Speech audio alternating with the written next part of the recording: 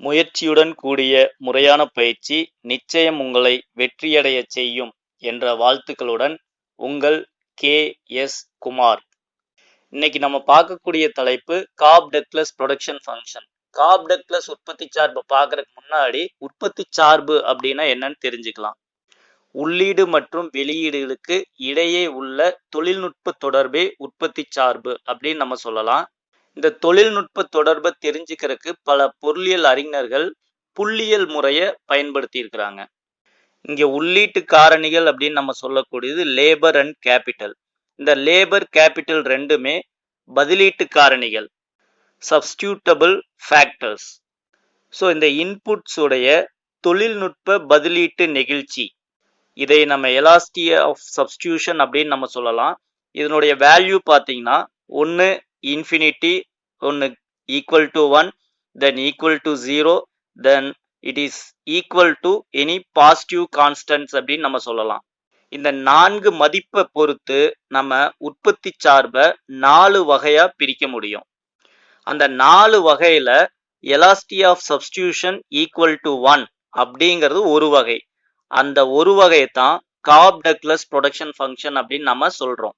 இந்த Cobb Douglas production ஃபங்க்ஷனுடைய value, அதாவது elasticity of substitution equal to 1 அப்படிங்கிறது 2 உயர் நிலைகளுக்கு, அதாவது எக்ஸ்ட்ரீம் வேல்யூஸ்க்கு நடுவில் இருக்கக்கூடியது.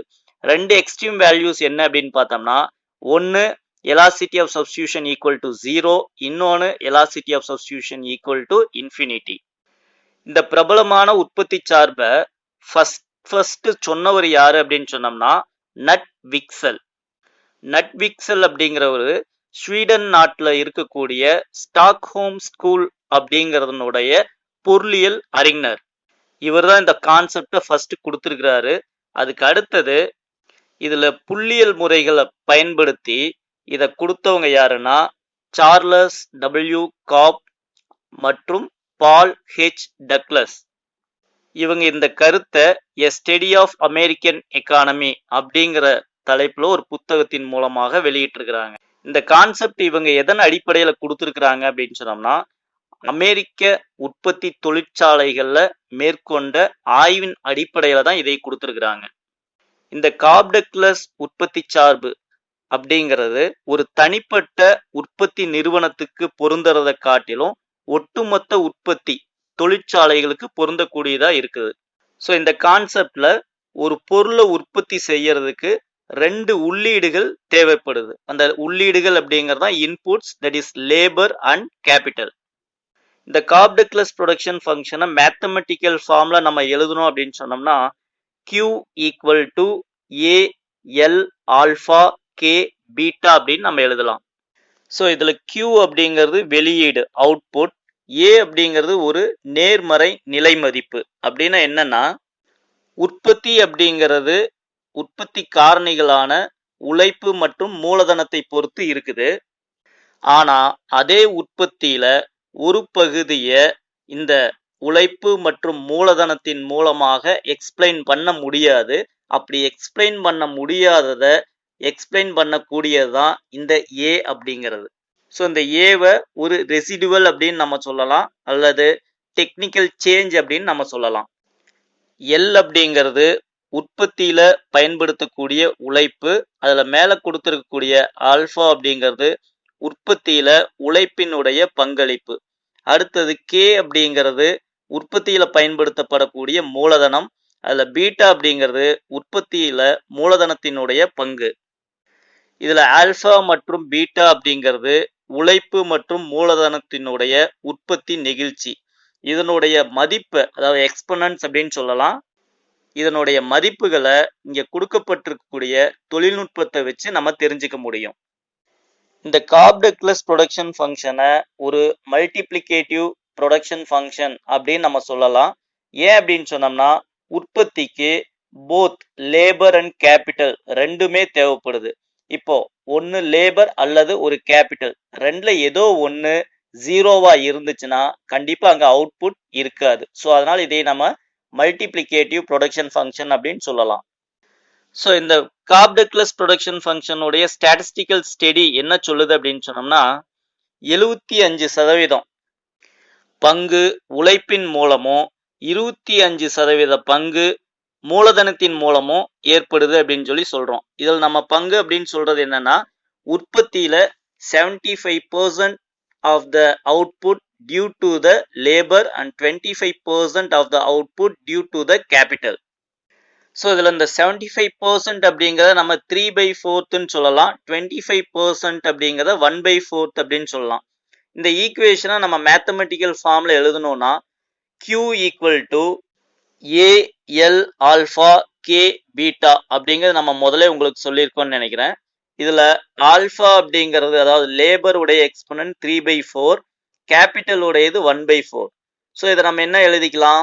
Q equal to AL 3/4 C 1/4 அப்படின்னு சொல்லலாம்.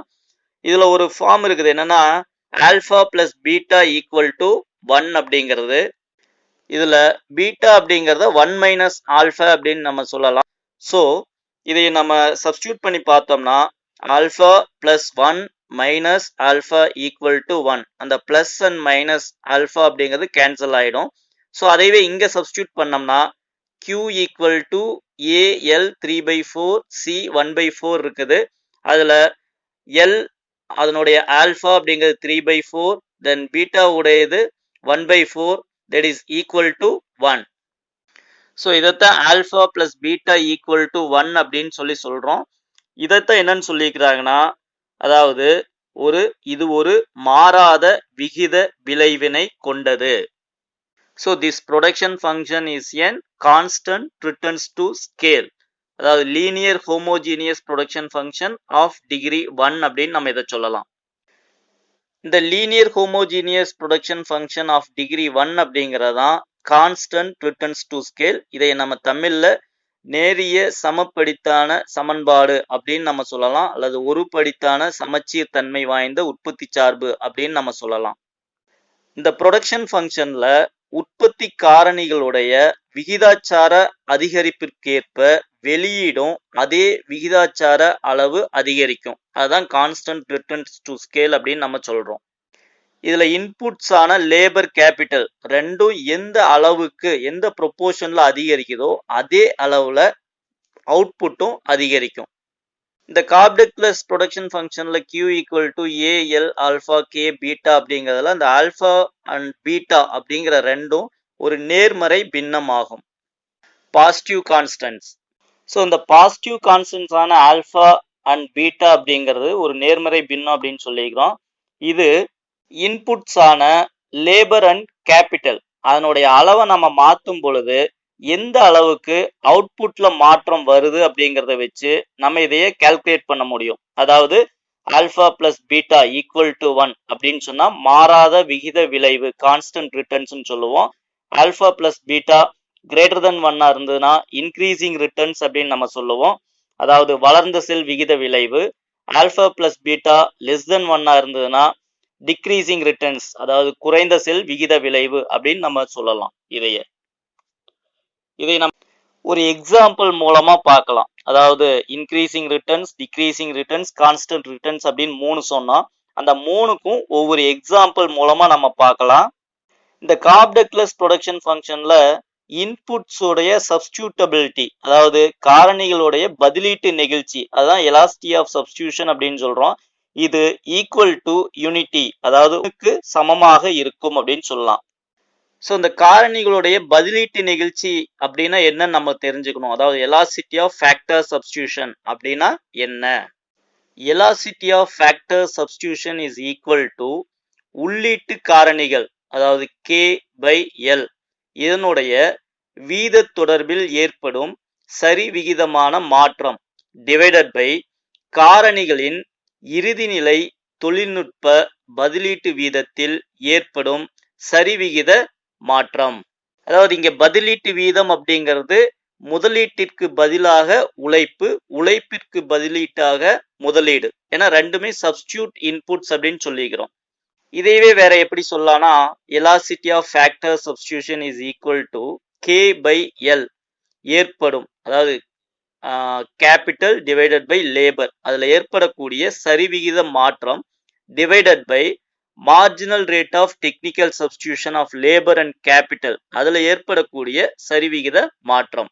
So marginal rate of substitution labour capital is equal to உழைப்பின் இறுதிநிலை உற்பத்தி டிவைடட் பை முதலீட்டின் இறுதிநிலை உற்பத்தி. ஸோ இதைத்தான் ஃபைனலாக நம்ம என்ன சொல்றோம்னா elasticity of substitution is equal to 1 அப்படின்னு நம்ம சொல்லலாம். ஸோ இந்த ஈக்குவல் டு 1 அப்படிங்கிறத நம்ம லீனியர் ஹோமோஜீனியஸ் ப்ரொடக்ஷன் ஃபங்க்ஷன் அப்படிங்கிறோம். அப்படின்னா என்ன அப்படின்னு சொன்னால் உற்பத்தி காரணிகளுடைய விகிதாச்சார அதிகரிப்பிற்கேற்ப அவுட்புட்டும் அதே விகிதாச்சார அளவில் அதிகரிக்கும். அதனால இதை நம்ம லீனியர் ஹோமோஜீனியஸ் ப்ரொடக்ஷன் ஃபங்க்ஷன் அல்லது ஒருபடித்தான சமச்சீர் தன்மை வாய்ந்த உற்பத்தி சார்பு அப்படின்னு சொல்றோம். இந்த எலாசிட்டி ஆஃப் சப்ஸ்டியூஷன் எப்படிங்க கண்டுபிடிக்கிறது? எலாசிட்டி ஆஃப் சப்ஸ்டியூஷன் அப்படின்னு சொல்றோம், காரணிகளுடைய பதிலீட்டு வீதம் அப்படின்னு சொல்றோம். சரி, இது எப்படி கண்டுபிடிக்கிறது அப்படின்னு தெரியணும் இல்லையா? சரி, எதை நம்ம சப்ஸ்டியூட் பண்ண போறோம்?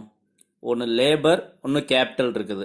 லேபருக்கு பதிலாக கேபிட்டல் அல்லது கேபிட்டலுக்கு பதிலாக லேபர், இந்த ரெண்டையும் தான் நம்ம சப்ஸ்டியூட் பண்ண போறோம். அதில் மேலே கொடுத்துருக்கோம் இல்லைங்களா, அதாவது லேபருக்கு மேலே அதனுடைய எக்ஸ்பனன்ட் ஆல்ஃபா கொடுத்துருக்கோம், கேபிட்டலுக்கு மேலே அதனுடைய எக்ஸ்பனன்ட் பீட்டா கொடுத்துருக்குறோம். ஸோ இதுதான் எந்த அளவுக்கு அதைய நம்ம அதிகரிக்க போகிறோம் உற்பத்தியில் அப்படிங்கிறத சொல்லக்கூடியது. ஸோ இதில் இந்த ஆல்ஃபா கண்டுபிடிக்கிறது do Q by do L into L by Q. இதை நம்ம மறுபடியும் எப்படி எழுதலாம்னா do Q by do L, அந்த எல் பை கியூவை இன்வர்ஸில் எழுதணும்னா கியூ பை எல் அப்படின்னு சொல்லுவோம். இதில் மேலே கொடுத்துருக்கக்கூடிய do Q by do L அப்படிங்கிறது மார்ஜினல் ப்ரொடக்டிவிட்டி ஆஃப் லேபர். அது கீழே இருக்கக்கூடிய அந்த கியூ பை எல் அப்படிங்கிறது ஆவரேஜ் ப்ரொடக்டிவிட்டி ஆஃப் லேபர். இது ஆல்ஃபா கண்டுபிடிக்கிறது. இதை நம்ம என்னன்னு சொல்லியிருக்கோம் already, share of labour in production அப்படின்னு சொல்லியிருக்கோம். அடுத்தது பீட்டா, அது do Q by do K into K by Q. So beta equal to do Q by do K, அந்த கே பை கியூவோட இன்வர்ஸ் கியூ பை கே. மேலே கொடுத்துருக்கக்கூடிய do Q by do K அப்படிங்கிறது marginal productivity of capital, அது கீழே இருக்கக்கூடிய Q by K அப்படிங்கிறது average productivity of capital. So இந்த பீட்டா அப்படிங்கிறது என்ன சொல்லுவோம்னா share of capital in production. So இந்த லேபர் கேபிட்டல் இதுகளை அளவை அதிகரிக்கிறத பொறுத்து தான் இந்த ஆல்ஃபா பீட்டாவுடைய வேல்யூ அமையும். ஸோ இந்த காப்டக்லஸ் ப்ரொடக்ஷன் ஃபங்க்ஷனில் நம்மளுக்கு ஆல்ஃபா பிளஸ் பீட்டாவுடைய வேல்யூ எவ்வளவா கிடைச்சிருக்கு அப்படின்னு சொன்னால் ஈக்குவல் டு 1 ஆக கிடைச்சிருக்குது. அதை நம்ம கான்ஸ்டன்ட் ரிட்டர்ன்ஸ் டு ஸ்கேல் அப்படின்னு சொல்லுவோம். இந்த கான்ஸ்டன்ட் ரிட்டர்ன்ஸ் டு ஸ்கேலை நம்ம எதில் பார்க்க முடியும்னா லாங் ரன் ப்ரொடக்ஷன் ஃபங்க்ஷனில் பார்க்க முடியும். ஏன் லாங் ரன் ப்ரொடக்ஷன் ஃபங்க்ஷனில் பார்க்க முடியும் அப்படின்னு சொல்கிறேன்னா லாங் ரன் ப்ரொடக்ஷனில் தான் எல்லா ஃபேக்டருமே மாறக்கூடியது. ஷார்ட் ரன்னில் ஒரு ஃபேக்டராவது ஃபிக்ஸடாக இருக்கும், அதாவது மோஸ்ட்லி அதே கேபிட்டல் ஃபிக்ஸடாக இருக்கிறதா எடுத்துக்குவோம், வேரியபிள் ஃபேக்டர் லேபரை எடுத்துக்குவோம். ஸோ அதில் நம்ம லா ஆஃப் டிமினிஷிங் ரிட்டர்ன்ஸ் பார்க்க முடியும், அதுலேயும் இன்க்ரீசிங் கான்ஸ்டன்ட் டிக்ரீசிங் பார்க்க முடியும். ஸோ லாங் ரன்னில் எல்லா ஃபேக்டருமே மாறக்கூடியது. அதில் இந்த alpha plus beta equal to 1 அப்படிங்கிறது கான்ஸ்டன்ட் ரிட்டர்ன்ஸ் டு ஸ்கேலாக நம்ம சொல்கிறோம். அதுலேயும் எல்லா ஃபேக்டரும் ஒரே அளவில் மாறுபடுது அப்படின்னு சொன்னோம்னா அதையே law of returns to scale அப்படின்னு சொல்லுவோம். இதில் நோ ஃபேக்டர்ஸ் ஃபிக்ஸட் அப்படின்னு சொல்லுவோம். இந்த லாங் ரன்னில் காப்டக்லஸ் ப்ரொடக்ஷன் ஃபங்க்ஷன் அப்படிங்கிறது based on constant returns to scale அப்படின்னு சொல்லுவோம். கான்ஸ்டன்ட் ரிட்டர்ன்ஸ் டு ஸ்கேல் அப்படின்னா என்ன? Both labour and capital increase by M அப்படின்னா production also increase by M. So elasticity of substitution between factors is the ratio of labor capital that is equal to proportionate change in the factor proportions divided by proportionate change in marginal rate of technical substitution of labor and capital. இதுல marginal product divided by average products அப்படின்னு சொன்னோம் இல்லைங்களா. இதில் இந்த marginal product அப்படிங்கிறது எதை depend பண்ணி இருக்கும், எதை டிபெண்ட் பண்ணி இருக்காது. அதே மாதிரி ஆவரேஜ் ப்ராடக்ட் அப்படிங்கிறது எதை டிபெண்ட் பண்ணி இருக்கும், எதை டிபெண்ட் பண்ணி இருக்காது அப்படின்னு பார்க்கலாம். ஸோ ஃபர்ஸ்ட் மார்ஜினல் ப்ராடக்ட் அப்படின்னு பார்த்தோம்னா marginal product of labour depends on capital labour ratio. அதாவது இது எப்படி சொல்லலாம்னா capital per worker and independent of the magnitude of the factors employed. அடுத்தது ஆவரேஜ் ப்ராடக்ட்.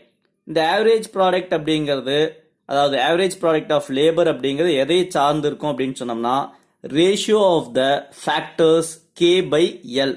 ஆனால் இது எதையே சார்ந்து இருக்காது அப்படின்னு சொல்லி பார்த்தோம்னா absolute quantity of factor used.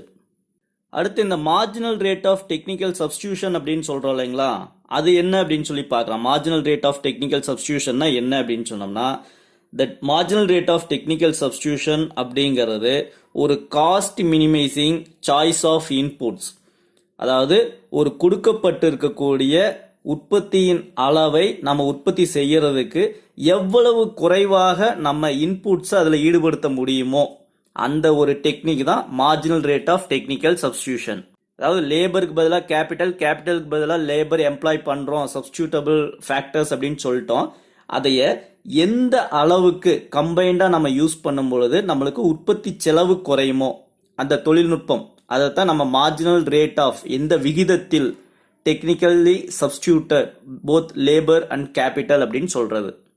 அடுத்து இந்த marginal rate of technical substitution ரெண்டு ஃபேக்டர்ஸுக்கு இடையில எதுக்கு ஈக்குவலா இருக்கும் அப்படின்னு சொல்லி பார்த்தோம்னா ratio of the marginal physical product of the factors. இதில் இன்னும் கூடுதலாக ஒரு சின்ன விஷயம் தெரிஞ்சுக்கங்க. எப்பவுமே ரெண்டு ஃபேக்டரை சப்ஸ்டியூட் பண்ணுறோம். இப்போ நம்ம எடுத்திருக்கிறது லேபர் கேபிட்டல். அந்த ரெண்டு ஃபேக்டரும் பர்ஃபெக்ட் சப்ஸ்டியூட்ஸாக இருந்தது அப்படின்னு சொன்னோம்னா அந்த ஐசோ குவான்ட் எப்படி இருக்கும்னா ஒரு ஸ்ட்ரைட் லைனாக இருக்கும். இதுவே அந்த ரெண்டு ஃபேக்டர் பர்ஃபெக்ட் காம்ப்ளிமெண்ட்ஸாக இருந்ததுன்னா அந்த ஐசோ குவான்ட் எப்படி இருக்கும் அப்படின்னா ரைட் ஆங்கிள்டு ஷேப்பில் இருக்கும். ஸோ அந்த சப்ஸ்டியூஷன் எலாசிட்டி பர்ஃபெக்ட் சப்ஸ்டியூட்டாக இருக்கக்கூடிய ஃபேக்டர்ஸுக்கு இடையில ஜீரோவாக இருக்கும். அதுவே காம்ப்ளிமெண்ட் ஃபேக்டர்ஸாக இருக்கிறதுக்கு இடையில அந்த சப்ஸ்டியூஷன் எலாசிட்டி பார்த்தீங்கன்னா இன்ஃபினிட்டியாக இருக்கும். அடுத்த அசம்ஷன் பார்க்கலாங்க. காப்டக்லஸ் ப்ரொடக்ஷன் ஃபங்க்ஷனுக்கு நம்ம எடுத்திருக்கக்கூடிய அனுமானங்கள்.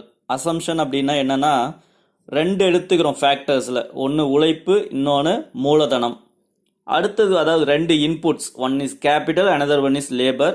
அடுத்தது இதை எதை பேஸ் பண்ணி இருக்கும்னா கான்ஸ்டன்ட் ரிட்டர்ன்ஸ் டு ஸ்கேலை பேஸ் பண்ணி இருக்கும். அடுத்தது ஃபேக்டர்ஸ் எப்படி இருக்குன்னா ஹோமோஜீனியஸாக இருக்கும். அதாவது இப்போ லேபர் எடுத்துக்கிறோன்னு வைங்க, அனைவரும் ஒரே திறன் கொண்டவர்களாக இருப்பார்கள். இதைத்தான் நம்ம என்னன்னு சொல்றோம்னா ஒருங்கமை இயல்பை கொண்டது அப்படின்னு சொல்லி சொல்றோம். பர்ஃபெக்ட் காம்படிஷன் இருக்கும், டெக்னாலஜியில் எந்த விதமான மாற்றமும் இருக்காது. இந்த கான்ஸ்டன்ட் ரிட்டர்ன்ஸ் டு ஸ்கேல் அப்படின்னு நம்ம அசம்ஷனில் எடுத்துக்கிட்டது வேற எப்படி சொல்லலாம்னா உற்பத்தி தொழிற்சாலைகளுக்கும் இடைப்பட்ட வேறுபாடு எப்படிங்கிறது எப்படி இருக்குன்னா மாறாத விகித விலை விதியை கொண்டதாக இருக்கும்.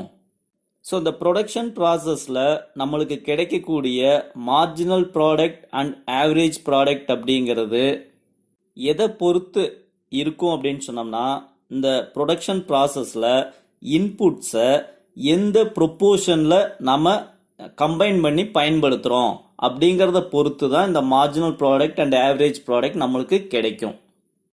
So marginal rate of technical substitution labour capital is equal to marginal productivity of labor divided by marginal productivity of capital.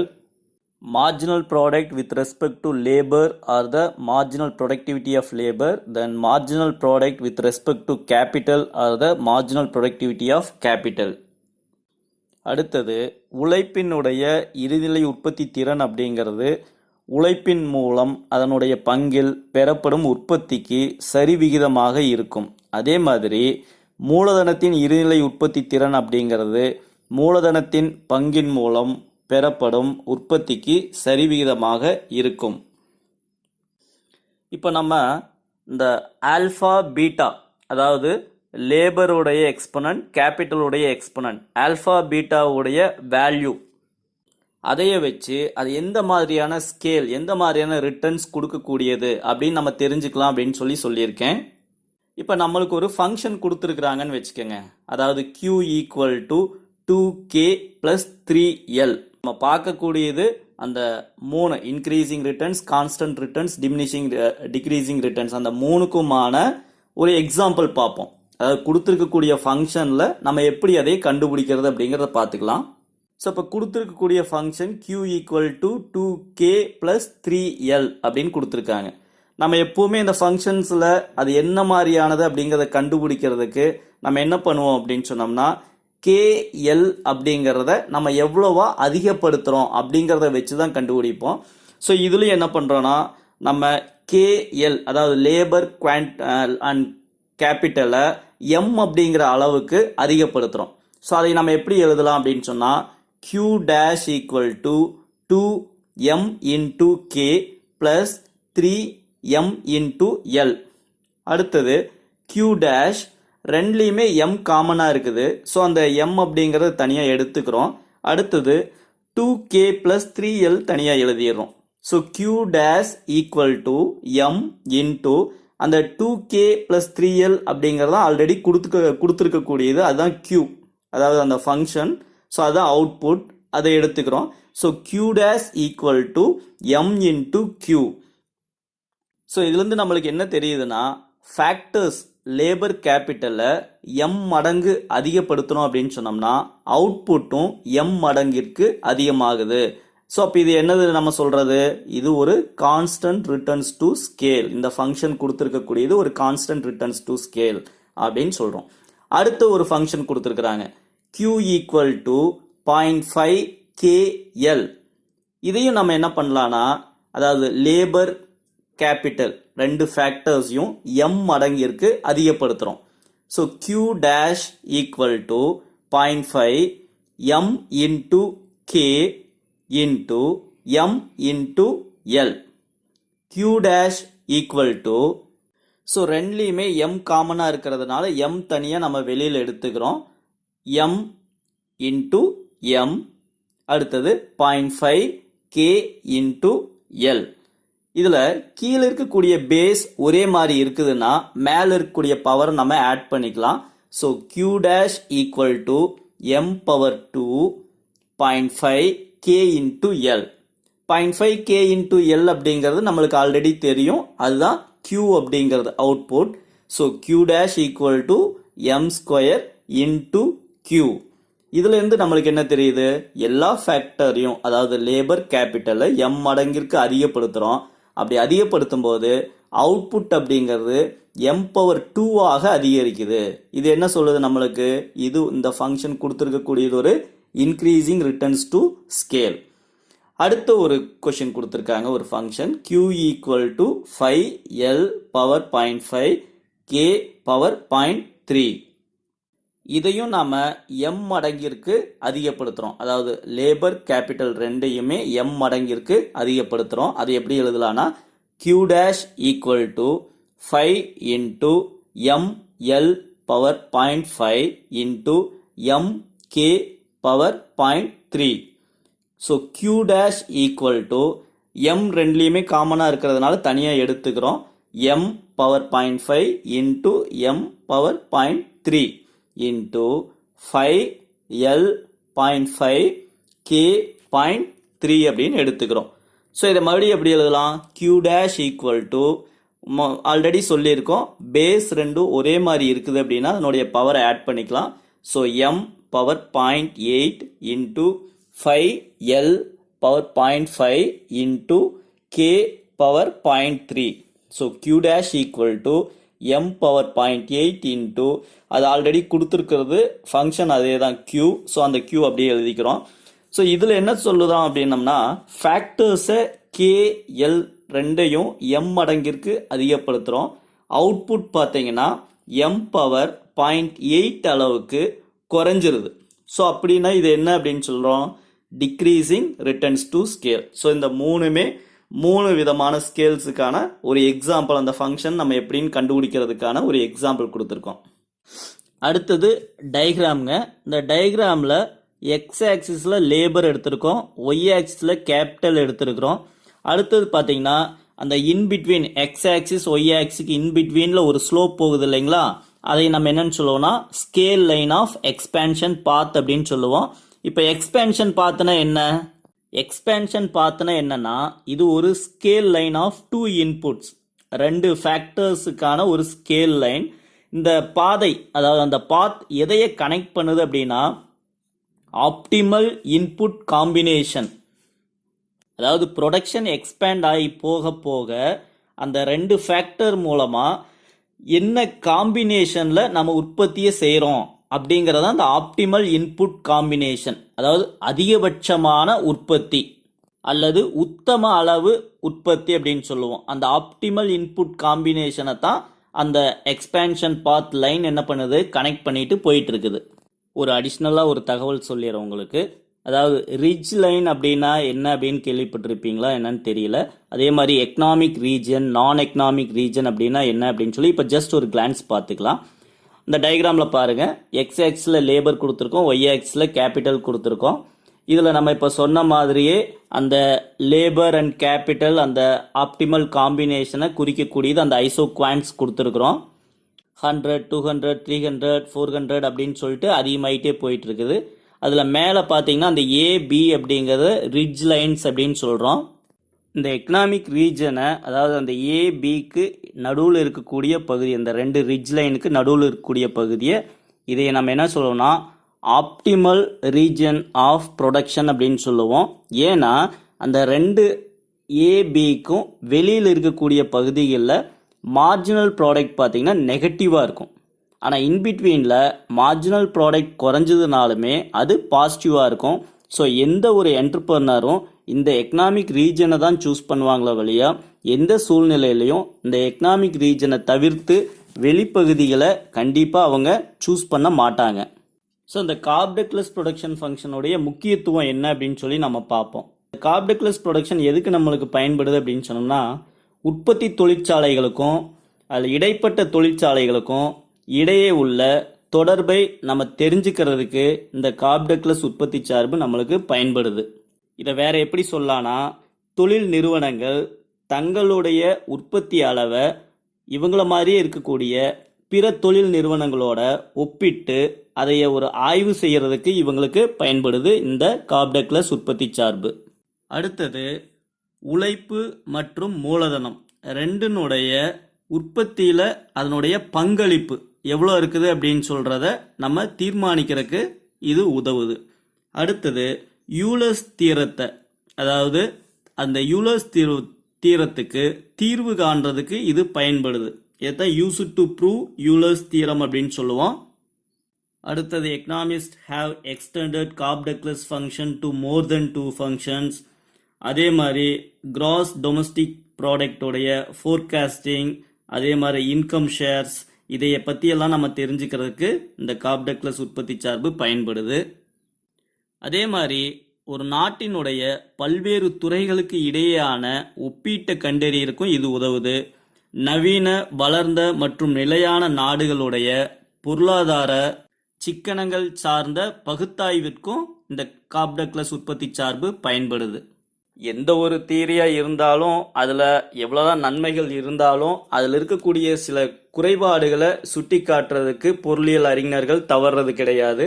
அதே மாதிரி இதுலேயும் சில குறைபாடுகள் இருக்கிறதாக யார்னா ஆரோ, மின்ஹாஸ், செனரி, சோலோ இப்படிங்கிற பொருளியல் அறிஞர்கள் சொல்லியிருக்கிறாங்க.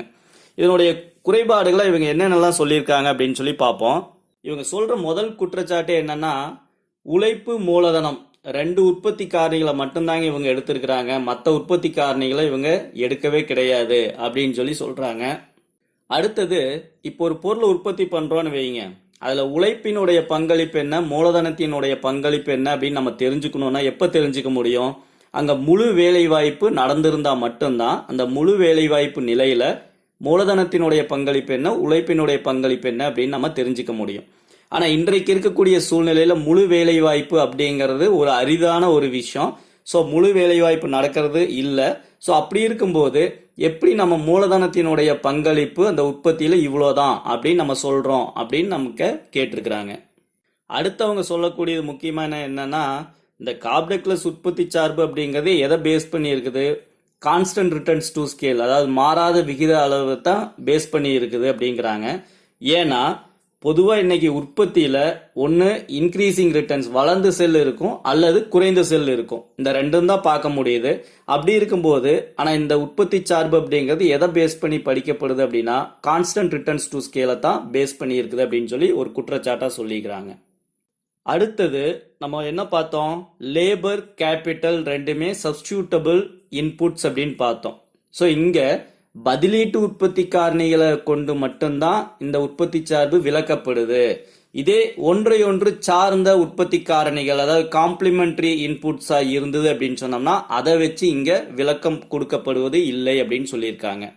அடுத்தது இது பேஸ்ட் ஆன் பெர்ஃபெக்ட் காம்படிஷன். உங்களுக்கே தெரியும், நிறைவு போட்டி அப்படிங்கிற ஒரு போட்டி இன்றைய அங்காடி சூழ்நிலையில நம்ம பார்க்க முடியாது.